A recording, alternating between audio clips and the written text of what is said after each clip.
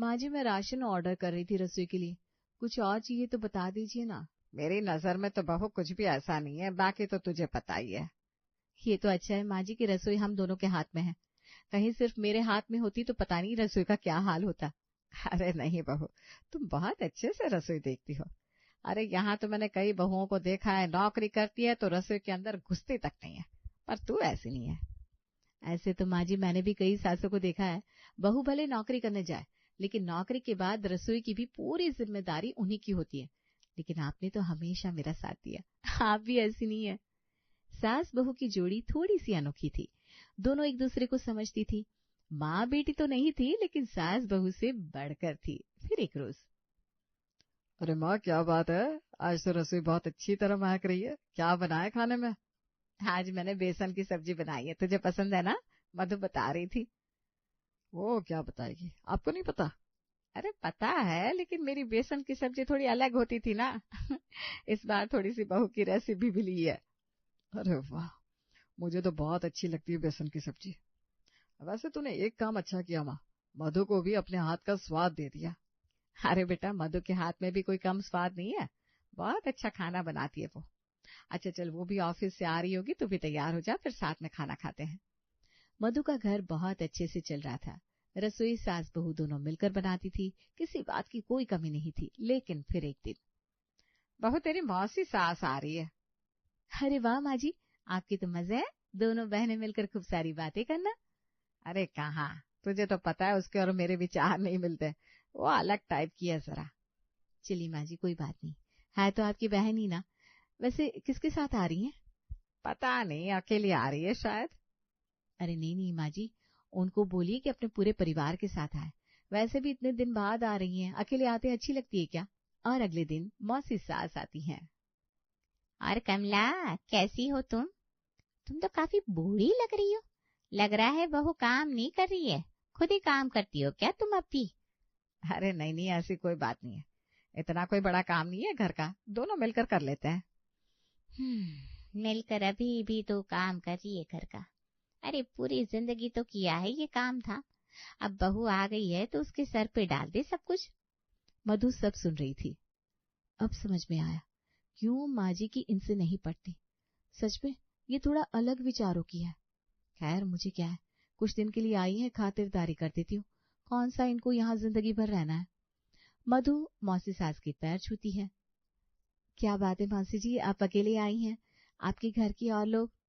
वो क्या है ना, तेरे मौसा जी को छुट्टी नहीं थी, अप्लाई तो किया है छुट्टी के लिए, अगर मिल जाएगी तो देर रात तक आ जाएंगे। अच्छा जीजा जी भी आ रहे हैं, चलो बढ़िया है, फिर तो तुम अपने बेटा बहू को भी बोल दो, वो भी दोनों आ जाए। और नहीं तो क्या, वो लोग भी आएंगे। पहले मैं इसलिए आई हूँ ताकि मैं देख लूं इस घर में मेरे घर वालों की कदर होगी भी कि नहीं। वो क्या है ना, खाने पीने में हम लोग बहुत पर्टिकुलर है, समझ रही हो ना? ऐसे क्यों बोल रही है मौसी जी, हम लोग कोई कमी नहीं रखेंगे आप लोगों को। बताइए ना, खाने में आप क्या पसंद करेंगे आज?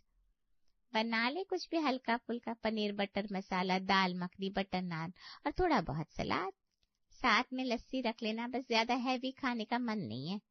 मधु सास को देखती है और सास मधु को। मधु मौसी सास के मेन्यू को बनाने के लिए किचन में चली जाती है। किचन के अंदर पीछे से सास भी पहुंच जाती है।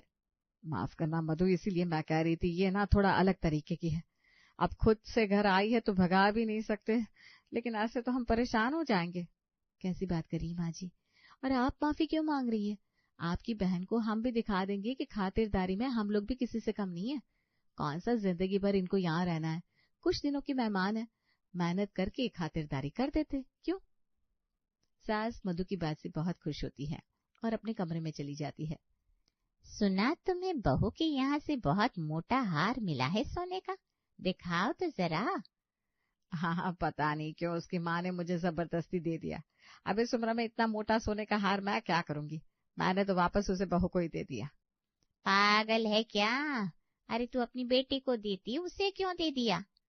अरे बेटे के लिए तो हमने वैसे ही काफी कुछ जमा कर रखा था, फिर उसकी शादी में भी तो अच्छे खासे पैसे खर्च हुए, तुम्हें पता है ना, उसकी शादी भी आदेश और मधु ने ही की है, और वैसे ही हम लोगों का इतना खर्चा हो गया।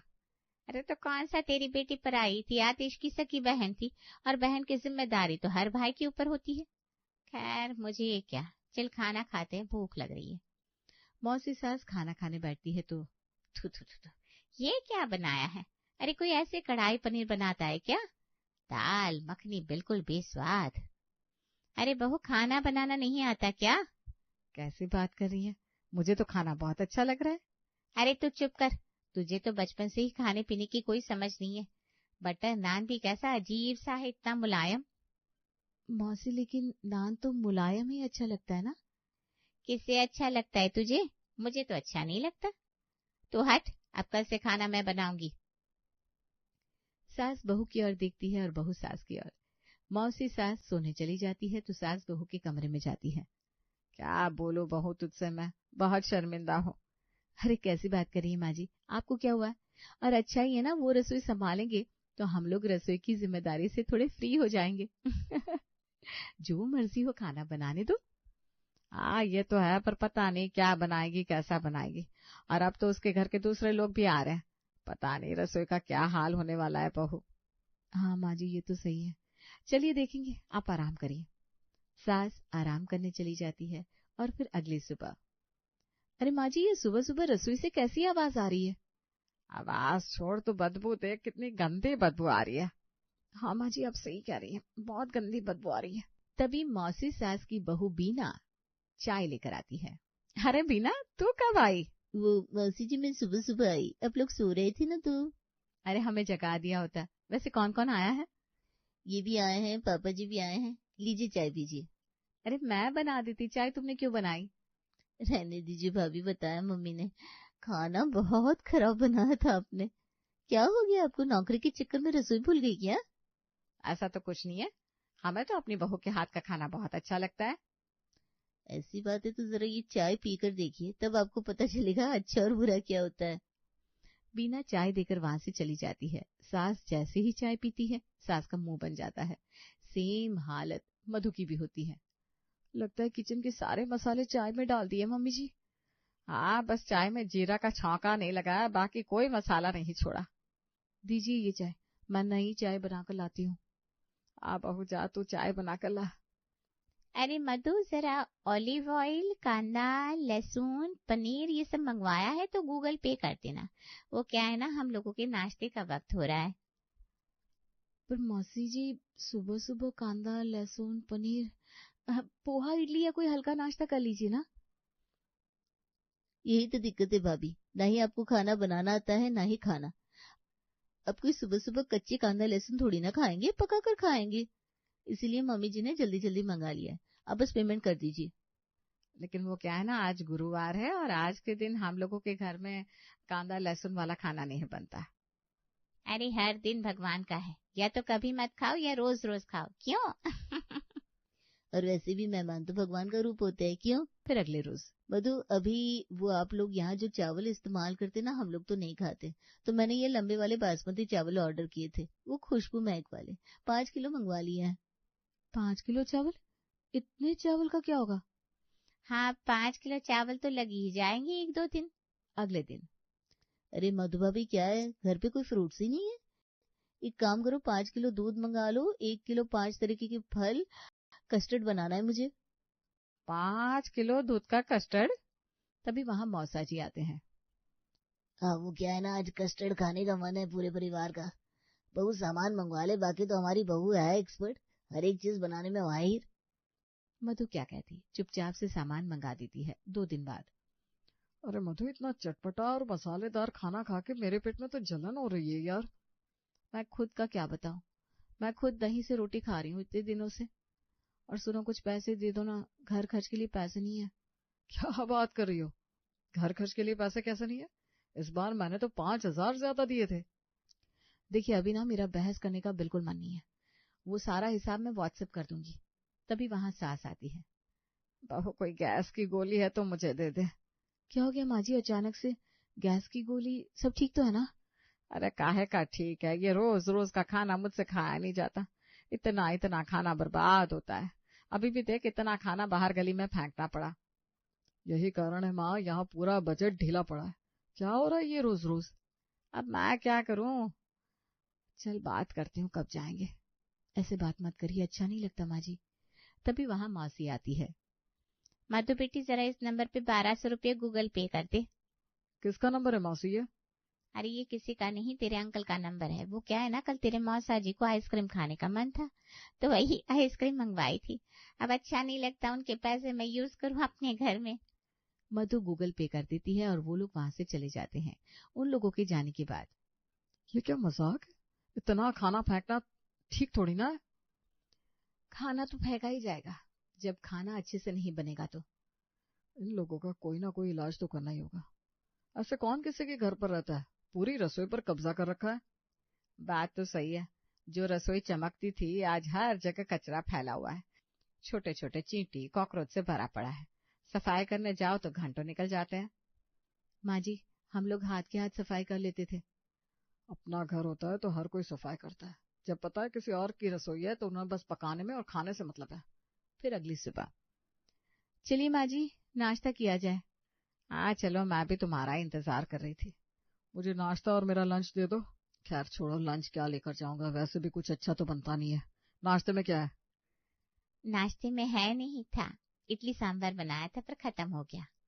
अच्छा, और हम लोगों के लिए क्या है? अरे ये क्या बात होती है, एक तो हम लोग बनाते हैं खुद के लिए मेहमान होकर, ऊपर से ऐसी बातें। सांभर रखा है, रोटियां बना के सांभर से खा ले। लेकिन हमें तो देर हो रही है ऑफिस के लिए। हमने सोचा रोज की तरह नाश्ता और खाना बना होगा, पता होता तो खुद मैं ही बना लेती।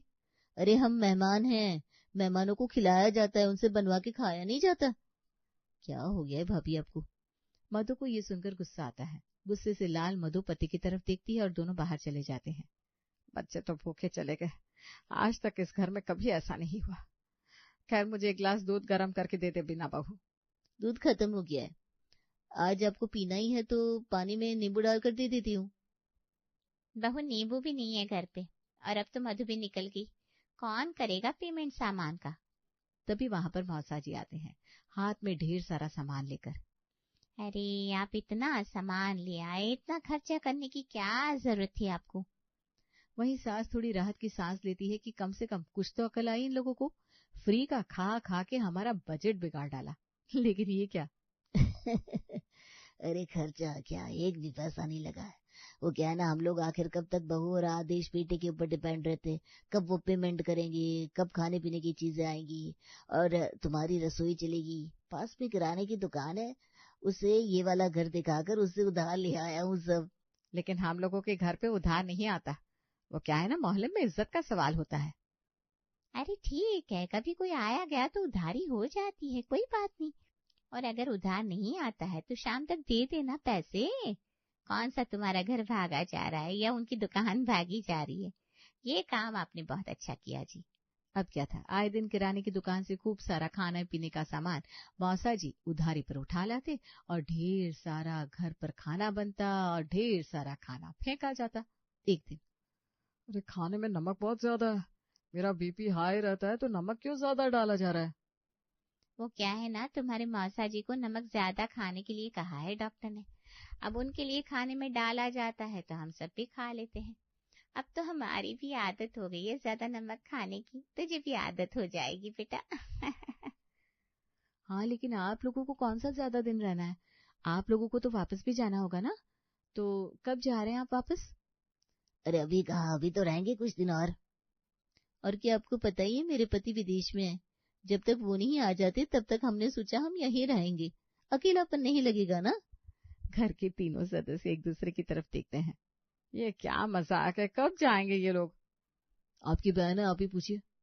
अरे इनकी तो वैसे भी पड़ती नहीं थी इन लोगों से, पता नहीं क्यों आ गए हैं, लेकिन अब कुछ न कुछ तो करना ही पड़ेगा। देखो आप जो करोगी तुम करोगी, मेरे बस की तो कुछ ना है। और कुछ ऐसा करना कि सांप भी मर जाए और लाठी भी ना टूटे। रिश्तेदारी में हम लोगों का मजाक बनाया जाएगा। अरे तुम चिंता मत करो, अब तुम देखो। अगले रोज, अरे मधु ये क्या, घर में दूध खत्म है? हाँ लेकिन कल ही तो 5 लीटर दूध आया था। अब दूध का ही सब लोगी खत्म हो गया, हम लोग पीते हैं सुबह शाम दिन रात, 2-5 लीटर एक्स्ट्रा मंगवाया करो। हाँ मैं मंगवा देती, लेकिन हमारे घर का ना वाईफाई नहीं चल रहा है, फोन में डेटा भी नहीं है तो पेमेंट नहीं हो सकेगी। वैसे पास में ही दुकान है तो पेमेंट करके लिया। लाओ 2 पैसे में चली जाती हूँ। ओहो, कैश तो मैं रखती नहीं हूँ, एक काम करो बाहर से खुद ही ले आओ। बीना सास की तरफ देखती है। हाँ जा ना, अभी वो पड़ोस की दुकान से उधार लिया। बीना दुकान जाती है और दुकान वाले से उधार दूध मांगती है। कौन से मकान से आई हो? वो 2 नंबर वाले घर से। उधार दे दो, पैसा शाम को दे देंगे। अरे नहीं नहीं, हम उधार ही नहीं देते, नकद पैसे हो तो लो।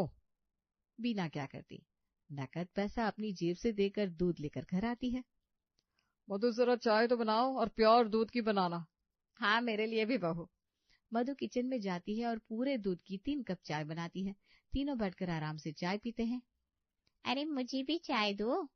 हाँ, आप ही तो कहती है मैं चाय नहीं बना पाती हूँ अच्छी। आप अपनी बहू को बोलिए ना, वो अच्छी वाली बनाएगी। लेकिन मैं कैसे बनाऊं?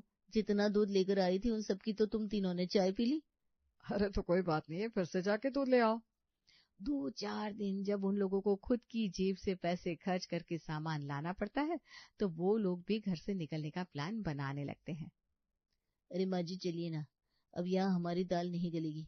ना तो ये लोग खाने पीने के लिए कुछ मंगाते हैं, ना ही घर का इंटरनेट रिचार्ज करवाते हैं।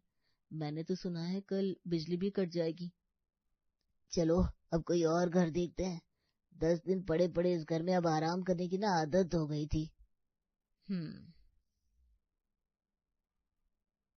कल से ना एसी भी नहीं चलेगा और ना ही कूलर।